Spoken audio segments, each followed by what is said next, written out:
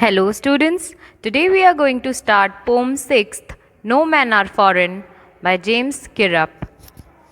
Let us read more about the poet. James Faulkner Kirrup was an English poet, translator and travel writer. He wrote over 30 books including autobiographies, novels and plays. He wrote under many pen names including James Faulkner, June Honda, Andrew James, Tycho Cavey, Felix Liston, Edward Rabin, and A.V.B. Summerforest. He became a Fellow of the Royal Society of Literature in 1962. Let us understand the central idea of the poem. The central idea of the poem No Men Are Foreign by James Kirrup is basically how people, no matter their backgrounds, are all the same. They have similar life patterns such as birth, death, joy, sorrows, youngster, old age, and so on. It tells us about how God has made us all equally, how the color of our blood is the same, and how we all are brothers and sisters.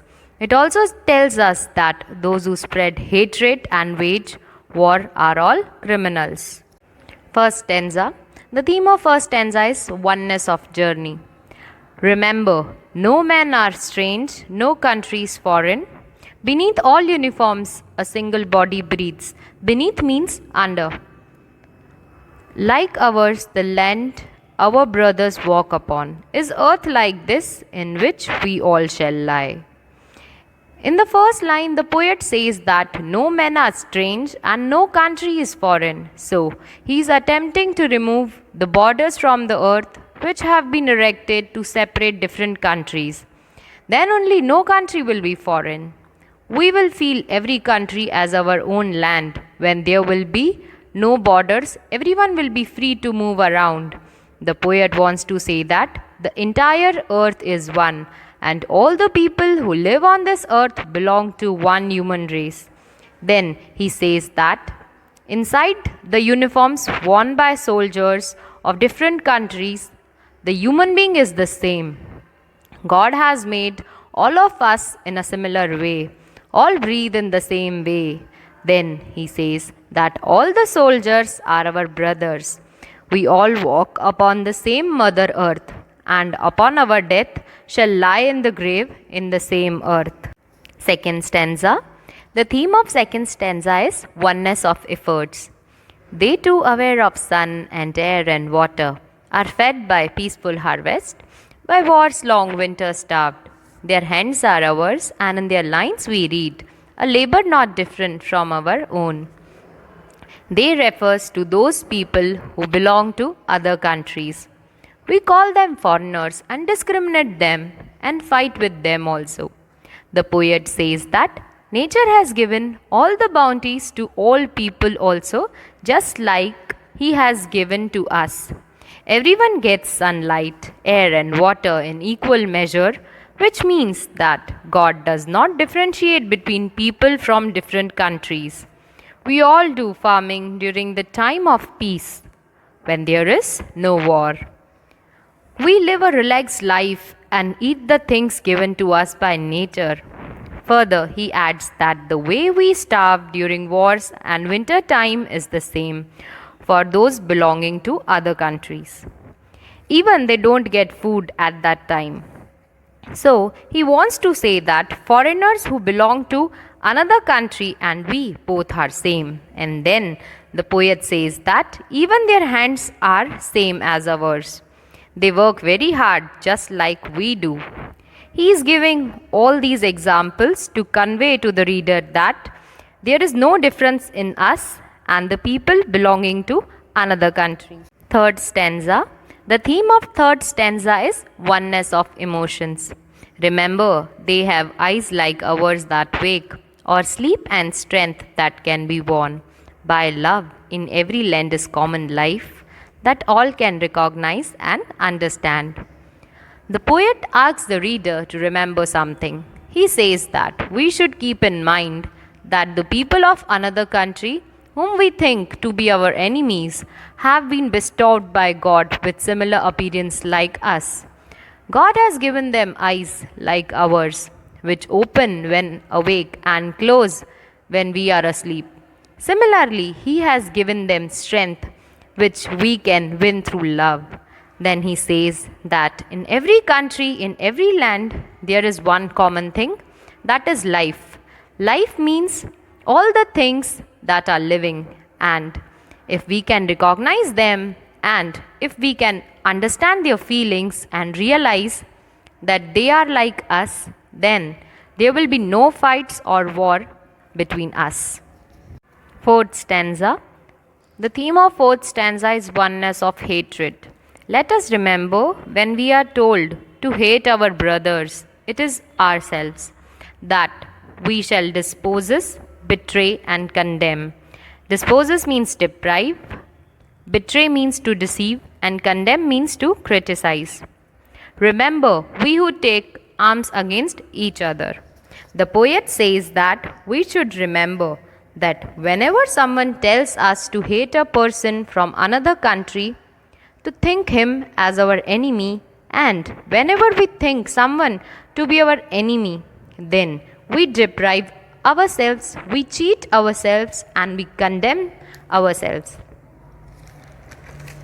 He says that we should stay away from such negativity.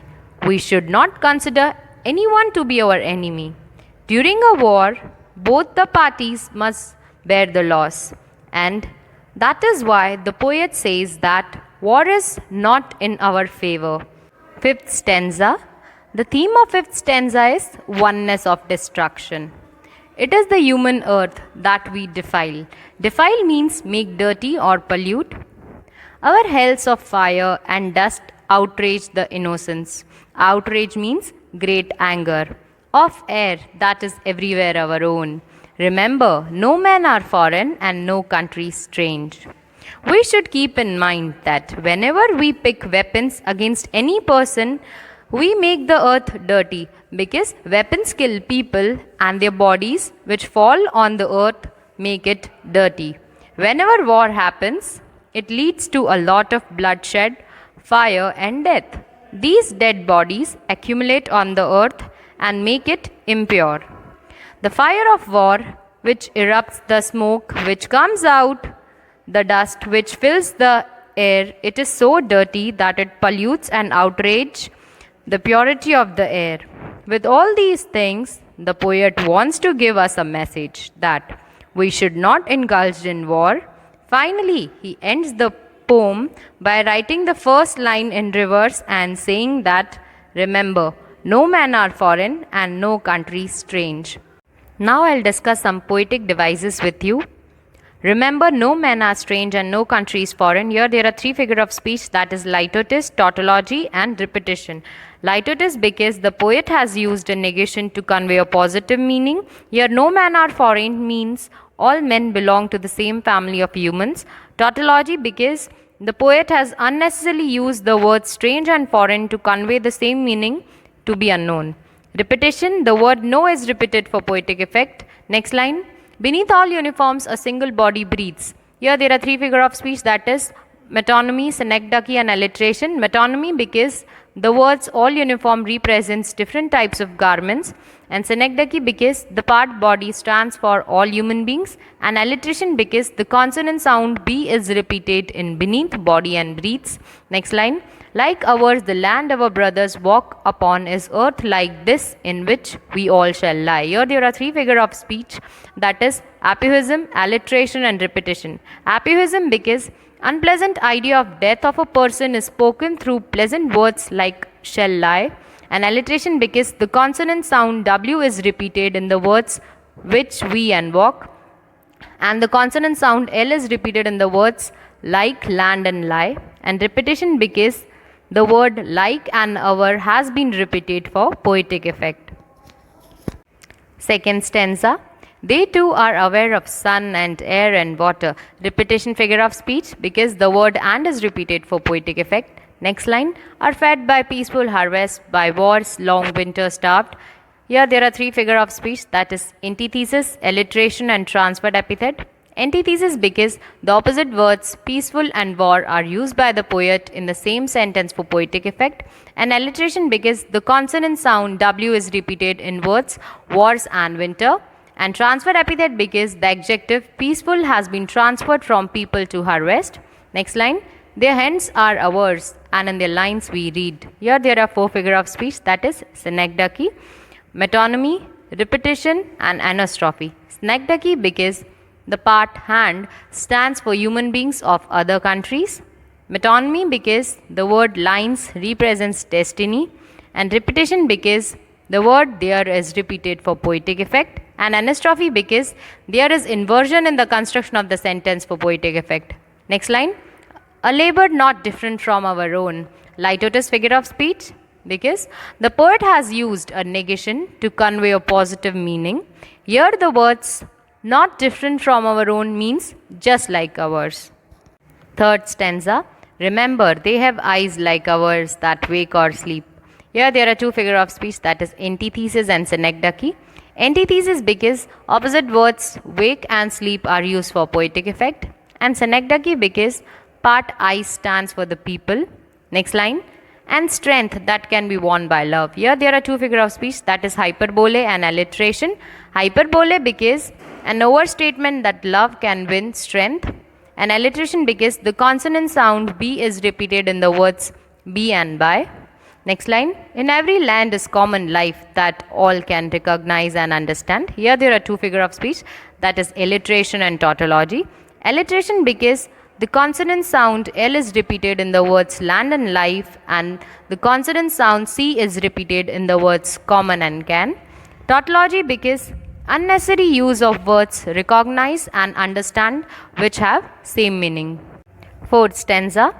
Let us remember whenever we are told to hate our brothers. Here there are 2 figures of speech, that is alliteration and internal rhyme. Alliteration because the consonant sound W is repeated in words whenever and we, and internal rhyme because rhyming words are and our are used for poetic effect. Next line. It is ourselves that we shall dispose, betray, condemn. Tautology figure of speech because the poet has unnecessarily used the words disposes, betray, and condemn to convey the same meaning to hate.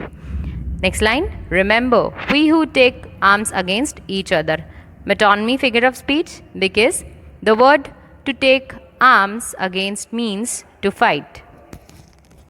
Fifth stanza. It is the human earth that we defile. Here there are 2 figures of speech, that is personification and transferred epithet. Personification because inanimate earth is given the animate quality of being human, and transferred epithet because the adjective human has been shifted from the people to the earth with which it is closely associated. Next line. Our hells of fire and dust outrage the innocents. Metaphor figure of speech because there is an indirect comparison between fire and dust and human compassion and hate, as both of them destroy innocence. Next line. Of air that is everywhere our own. Hyperbole because there is an overstatement that air is our own. So I hope students you would have understood the poem and poetic devices. Thank you.